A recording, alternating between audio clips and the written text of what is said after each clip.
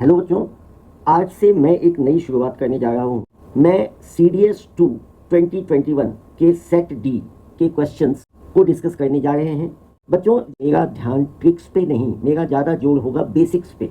क्योंकि देखो बच्चों, जब आप किसी कम्पिटिटिव एग्जाम में अपीयर होते हैं तो वहाँ पे you have to be among the top, otherwise you will be rejected. तो वहाँ पे ये नहीं है कि आप 90% ले आएँ या 95% ले आएँ और आपका सिलेक्शन नहीं, ऐसा नहीं है। वहाँ पे आपको अमंग द टॉपर्स रहना होगा और उसके लिए आपको सिर्फ ट्रिक से काम नहीं चलेगा। यदि आप सिर्फ ट्रिक के बेस पे रहेंगे तो आप धोखा खाएंगे, लेकिन यदि ट्रिक के साथ साथ आपको बेसिक्स का नॉलेज है तो I am sure you will be the winner. तो मेरा पूरा ध्यान रहेगा कि मैं क्वेश्चन को शॉर्टेस्ट वे में विद बेसिक्स आपके साथ डिस्कस करूँ। तो बच्चों, ये है हमारा आज का पहला question. The radius of circumcircle of a right angle triangle is 10 centimetre and the altitude drawn to the hypotenuse is 8 centimetre. What is the area of the triangle? यहाँ पे आप देख सकते हैं कि ये ABC एक राइट एंगल ट्राइंगल है और ये सर्कल इसका सर्कम सर्कल है। बच्चों, सर्कम सर्कल कहते हैं जब आप किसी ट्राइंगल के तीनों वर्टिसेस को टच करते हुए एक सर्कल ड्रॉ करते हैं तो वो उसका सर्कम सर्कल कहलाता है।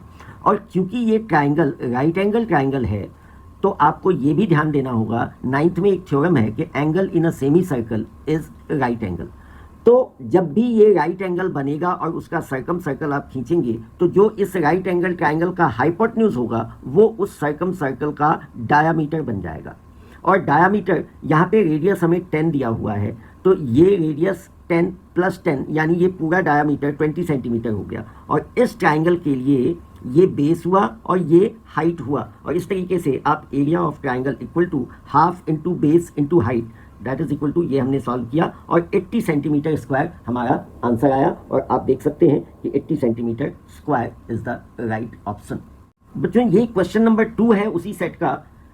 The question says two circles touch externally. The sum of their areas is 41 pi square centimeter. If the distance between their centers is 9 centimeter, then what is the difference between their diameters?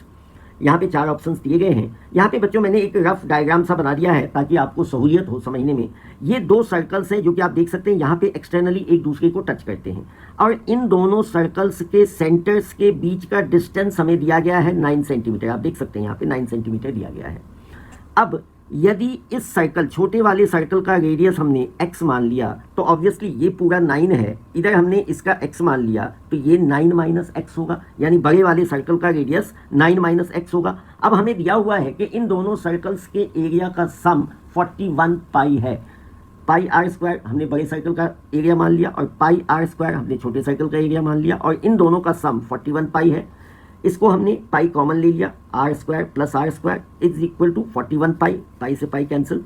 अब यहाँ पे r के बदले यानी capital बड़े वाले circle का radius 9 - x है तो 9 - x कैपिटल R के बदले, और स्मॉल r के बदले x जो कि छोटे सर्कल का रेडियस है।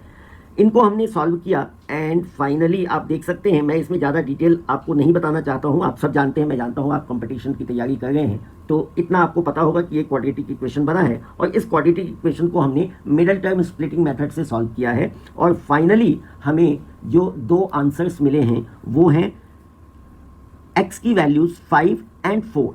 तो x की वैल्यू 5 और 4 दोनों वैलिड हैं, तो यदि हम x की वैल्यू 4 ले लेते हैं तो बड़े वाले सर्कल का रेडियस हो जाएगा 9 - 4 यानी 5।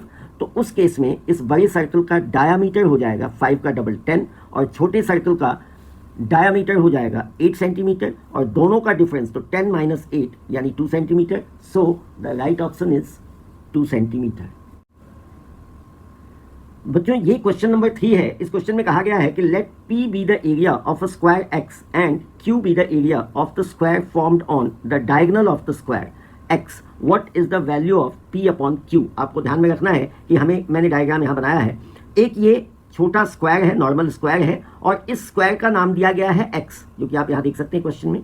और एक दूसरा स्क्वायर है जो कि इस छोटे स्क्वायर के डायगोनल के ऊपर बना है। अब आप जैसा कि जानते हैं कि किसी भी स्क्वायर का प्रत्येक साइड इक्वल होता है।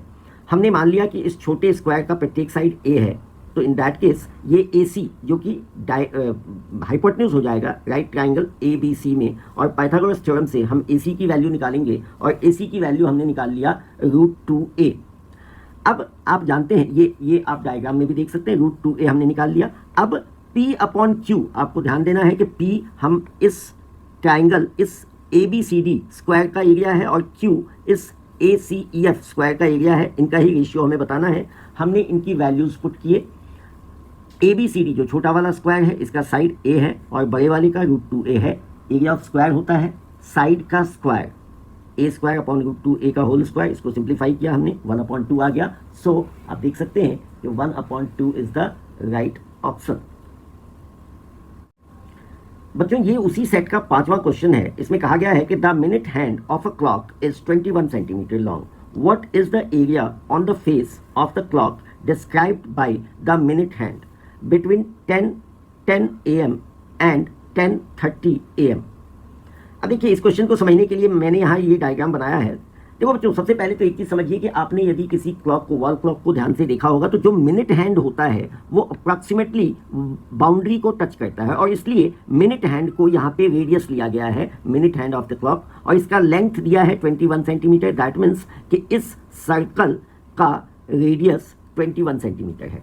अब टाइम कितना है? 10 से 10:30 यानी 20 मिनट में इस मिनट हैंड के द्वारा कितना एरिया स्वाइप किया गया, यानी कि 10:10 पे ये मिनट का हैंड यहाँ था, 10:30 पे ये मिनट का हैंड चल के यहाँ आ गया। तो इतना एरिया, ये जो शेडेड रीजन आप देख रहे हैं, इतना एरिया इसने, इस मिनट हैंड ने स्वाइप किया।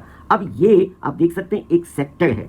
सो हमें निकालना है एरिया ऑफ सेक्टर, और एरिया ऑफ सेक्टर का फॉर्मूला आप जानते हैं, θ/360 πr²। अब r हमें पता चल गया, पाई की वैल्यू हमें दी गई है 22/7 लेना है, लेकिन थीटा की वैल्यू हमें नहीं पता है। थीटा यानी सेंट्रल एंगल, ये जो आप देख रहे हैं इसे सेंट्रल एंगल बोलते हैं। तो इस सेंट्रल एंगल को निकालने के लिए एक फार्मूला है और वो फार्मूला है 360/60 इंटू जितने मिनट का हमें निकालना है। तो यहाँ जैसे 20 मिनट का निकालना है तो 360/60 इंटू 20, इसको सिंप्लीफाई किया हमने तो ये 120 डिग्री आ गया, यानी थीटा 120 डिग्री है। अब आप सोचोगे मैंने 360/60 क्यों किया?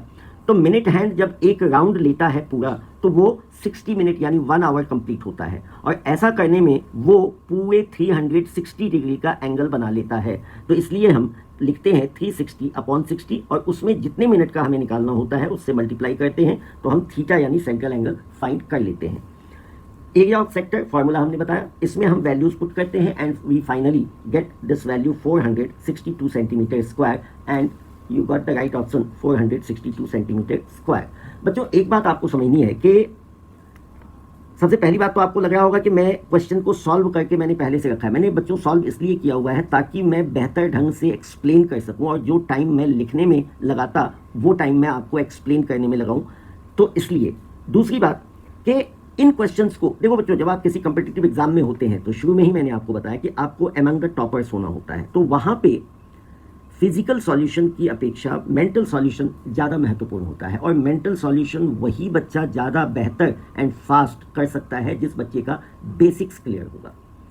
तो मैं इसलिए हमेशा जोर देता हूँ कि आप ट्रिक्स की अपेक्षा बेसिक्स पे ध्यान दें, तो you will have a better chance. तो बच्चों आज के लिए बस इतना ही, और इसी क्रम को जारी रखते हुए अगले वीडियो में मैं कुछ और क्वेश्चंस के साथ जल्दी ही मिलता हूँ आपसे। तब तक के लिए बाय बाय।